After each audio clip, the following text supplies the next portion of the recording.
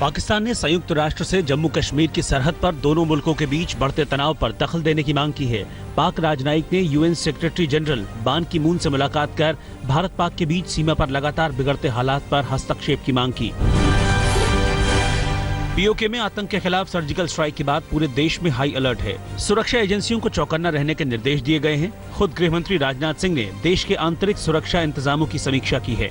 दिल्ली समेत देश के बड़े शहरों की सुरक्षा चाक चौबंद कर दी गई है। साथ ही सरहद पर भी पैनी निगाह रखी जा रही है। तटीय इलाकों में भी सुरक्षा बलों को मुस्तैद कर दिया गया है। केंद्र ने आशंका जाहिर की है कि सर्जिकल स्ट्राइक से बौखलाए पाक के आतंकी संगठन किसी बड़ी आतंकी वारदात को अंजाम दे सकते हैं। पाक की सीमा से सटे राज्यों को खास एहतियात बरतने की सलाह दी गई है। सर्जिकल स्ट्राइक के बाद पाकिस्तानी सरहद पर गतिविधियां तेज हो गई हैं। सेना के हवाले से खबर आई है कि पाक सेना की 5 बटालियन ने एलओसी का रुख किया है और पाकिस्तानी सेना ने अपने जवान बनाए हुए हैं। इस बीच दिल्ली में पिछले 2 दिनों से रक्षा मंत्रालय और गृह मंत्रालय के आला अधिकारियों की लगातार बैठकें चल रही हैं। शुक्रवार को भी रक्षा मंत्रालय में मैराथन मीटिंग हुई, जिसमें सेना और वायुसेना के मुखिया मौजूद थे। सेना के तीनों अंगों को ऑपरेशनल मोड में रहने को कहा गया है। दिल्ली ने यह साफ कर दिया है कि पाक के किसी भी जवाबी कार्रवाई का भारत मुंहतोड़ जवाब देगा। आतंकवाद के मुद्दे पर पाकिस्तान दुनिया भर में अलग थलग पड़ गया है। अगले महीने इस्लामाबाद में होने वाली और मालदीव ने सार्क बैठक में शिरकत करने से इनकार कर दिया है। रूस ने आतंकवाद के खिलाफ भारत की कार्रवाई का समर्थन किया है और पाकिस्तान को आगाह किया है कि अपनी धरती पर पनप रहे आतंकवाद को रोके। उधर अमेरिका में राष्ट्रपति पद की डेमोक्रेट उम्मीदवार हिलेरी क्लिंटन ने पाक में तख्ता पलट की आशंका जाहिर की है। साथ ही परमाणु हथियारों के गलत हाथों में जाने की चिंता भी जाहिर की है। सर्जिकल स्ट्राइक के बाद दिल्ली में आतंकी हमले का खतरा बढ़ गया है। गृह मंत्रालय को मिली रिपोर्ट के मुताबिक आतंकी बदले के लिए दिल्ली को निशाना बना सकते हैं। गृह मंत्रालय ने सभी सुरक्षा एजेंसियों सहित दिल्ली पुलिस और सीआईएसएफ को आगाह कर दिया है। त्योहारों का मौसम होने की वजह से ये खतरा और भी बढ़ गया है। बाजारों और पूजा पंडालों में भीड़ भाड़ आतंकियों के आसान टारगेट हो सकते हैं। दिल्ली में चप्पे चप्पे पर निगरानी बढ़ा दी गई है। सभी आने जाने वालों पर निगाह रखी जा रही है। सभी अहम ठिकानों के सुरक्षा कवच कस दिए गए हैं। सर्जिकल स्ट्राइक से तमतमाए पाकिस्तान में आतंक की दुकान चला रहा जमातुद दावा के सरगना हाफिज सईद ने नापाक जबान चलाई है। लाहौर की एक सभा में सईद ने गीदड़ भभकी दी कि भारत से 1971 का बदला अभी बाकी है। भारत के पीओके में सर्जिकल स्ट्राइक के लिए हाफिज ने नवाज शरीफ को आड़े हाथों लिया। ये जिनको बुखार था ना, अब वो हुकूमत के पीछे पड़ गए, मोदी से पूछने लगे। अब उसके लिए अजीत डोभाल ने एक ड्रामा रचाया। के कुलगाम में आतंकियों ने सीआरपीएफ की पेट्रोलिंग पार्टी पर हमला किया। पुलिस और अर्धसैनिक बलों के संयुक्त पेट्रोलिंग पार्टी पर शुक्रवार को आतंकियों ने जमकर गोलियां बरसाईं। उधर नौशेरा में पाक सेना ने सीजफायर को तोड़कर भारतीय इलाकों में गोलाबारी की। सरहद से सटे इलाकों को खाली कराने का काम चल रहा है। गांव वाले अपने अपने गांव छोड़कर महफूज ठिकानों की तरफ जा रहे हैं। पुंछ में भी तनाव कायम है। गांव वाले बंकर बनाकर सिर छुपाने की कोशिश में लगे हैं। जम्मू कश्मीर के अलावा पाकिस्तान से सटे दूसरे राज्यों में सरहदी इलाकों से लोगों का पलायन जारी है। पंजाब के गुरदासपुर में सीमा से सटे 10 किलोमीटर के इलाके को खाली कराया जा रहा है। वहीं सरहद से लगे राजस्थान के बाड़मेर में भी बीएसएफ का कड़ा पहरा है। लोगों को अलर्ट कर दिया गया है। साथ ही सरहदी इलाके से दूर रहने की हिदायत दी गई है। हिमाचल प्रदेश ने अलर्ट के बाद अपनी सीमा सील कर दी है। राज्य में आने जाने वालों पर कड़ी निगाह रखी जा रही है। राजधानी शिमला में भी चौकसी बढ़ा दी गई है। कांगड़ा और ऊना के साथ लगते पंजाब की सीमा पर चौकसी बढ़ा दी गई है। समाजसेवी अन्ना हजारे ने आतंकवाद के खिलाफ सेना की कड़ी कार्रवाई की तारीफ की है। पाकिस्तान के खिलाफ कड़े कदम उठाने के लिए अन्ना ने प्रधानमंत्री नरेंद्र मोदी की प्रशंसा की है।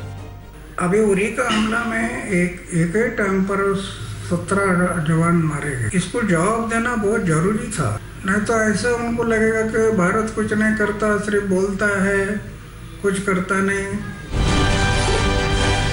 काबुल में बलूच महिलाओं ने अफगान सरकार से बलूचिस्तान की आजादी का समर्थन करने की मांग की है। बलूच महिला मोर्चा ने काबुल में प्रदर्शन किया और अफगान सरकार से भारत की तरह ही उनका समर्थन करने की मांग की।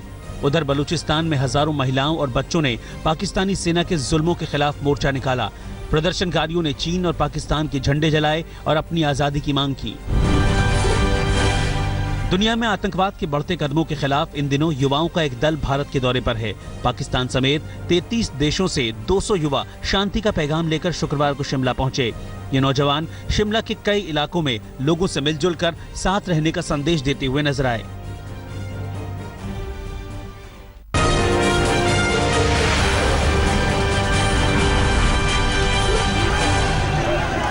यूपी मिशन के तहत कांग्रेस उपाध्यक्ष राहुल गांधी की किसान यात्रा अब मथुरा पहुंच गई है। मथुरा में राहुल गांधी का कार्यकर्ताओं ने जोरदार स्वागत किया।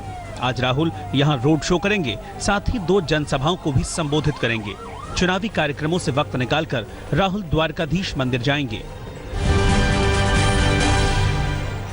इलाहाबाद में समाजवादी पार्टी के प्रदेश अध्यक्ष शिवपाल यादव की एक सभा में जमकर हंगामा हुआ। हंगामा पार्टी के कार्यकर्ताओं ने ही किया। ये लोग अपने नेता से मिलने से रोके जाने पर भड़क उठे। कार्यकर्ताओं ने जबरन मिलने की कोशिश की और पुलिस के साथ धक्का मुक्की हुई। यहां तक कि महिला कार्यकर्ता भी पुलिस से हाथापाई करती नजर आईं। शिवसेना नेताओं ने मराठा आरक्षण की मांग को लेकर मुख्यमंत्री देवेंद्र फडणवीस से मुलाकात की। शिवसेना के प्रतिनिधिमंडल में मंत्री के अलावा कई विधायक भी शामिल थे। इन लोगों की मांग थी कि इस मामले पर शीत सत्र से पहले विधानसभा का स्पेशल सत्र बुलाया जाए, जिसमें मराठाओं की मांग पर विचार हो। प्रतिनिधिमंडल ने मराठा मांग से जुड़ा ज्ञापन भी मुख्यमंत्री को सौंपा।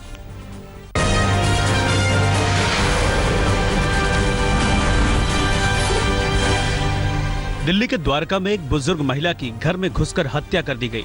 पुलिस के मुताबिक महिला की हत्या गला दबाकर की गई। पुलिस ने मृतक महिला के बेटे को पूछताछ के लिए हिरासत में लिया है, लेकिन परिवार वालों का आरोप है कि पुलिस तफ्तीश के नाम पर परिवार वालों को ही परेशान कर रही है। हालांकि पुलिस का कहना है कि हत्या की सूचना बेटे ने ही दी थी और दाल में कुछ काला नजर आ रहा है। गुड़गांव में एक 3 साल की बच्ची के साथ यौन शोषण का मामला सामने आया है। आरोप लगा है बच्ची के स्कूल के कर्मचारी पर। मामले का खुलासा तब हुआ जब स्कूल से घर पहुंची बच्ची ने दर्द की शिकायत की और माता पिता को आपबीती बताई। मामला स्कूल तक पहुंचा, फिर स्कूल प्रबंधन ने पुलिस को सूचना दी और आरोपी कर्मचारी को पुलिस के हवाले कर दिया।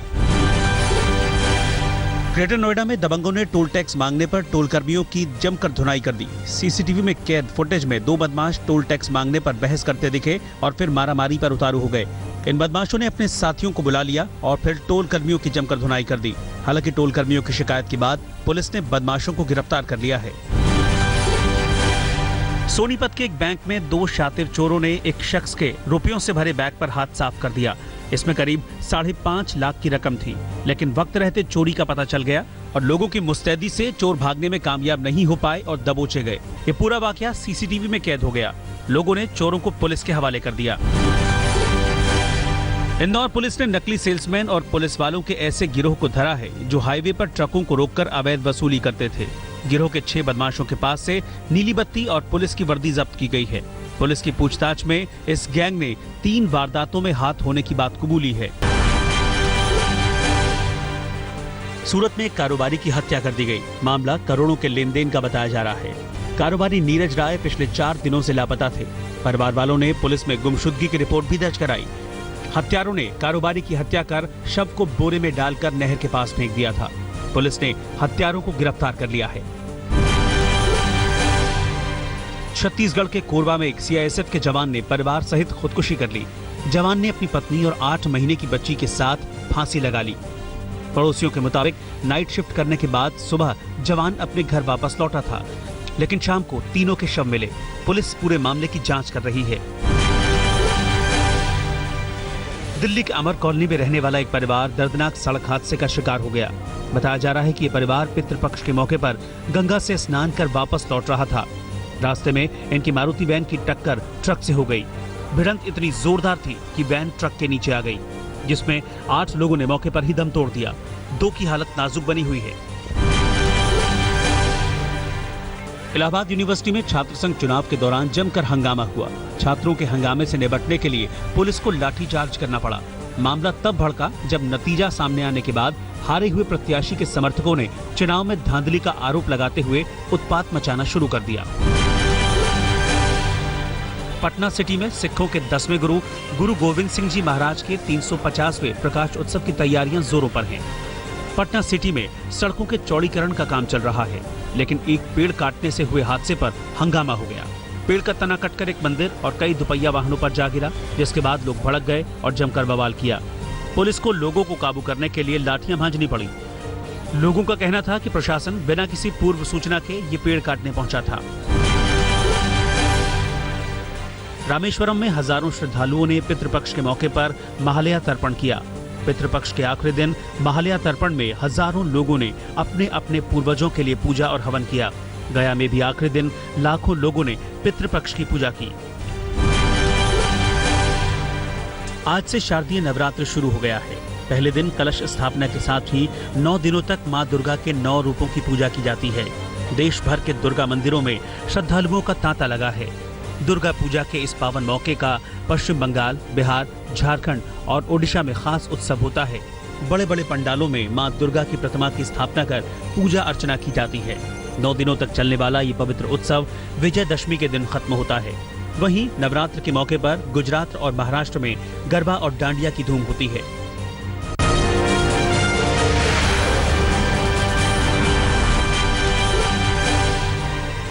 चीन के जेजियांग में मैगी तूफान ने जमकर तबाही मचाई है। तूफान के थपेड़े से 3 मंजिला हाइड्रो प्लांट धराशायी हो गया। नदी के मुहाने पर बना ये प्लांट किसी रेत की इमारत की तरफ भरभरा कर गिर गया। नदी की तेज धारा की वजह से प्लांट के खंभे उखड़ गए। मैक्सिको में एक बार फिर कोलिमा ज्वालामुखी फट पड़ा है। पहाड़ी के चोटी से निकल रहे सफेद धुएं के गुबार से आसमान ढक गया। विशेषज्ञों के मुताबिक ज्वालामुखी दिन ब दिन विकराल होता जा रहा है। रात में ली गई वीडियो में धुएं के बाद ज्वालामुखी से लावा भी निकलना शुरू हो गया है।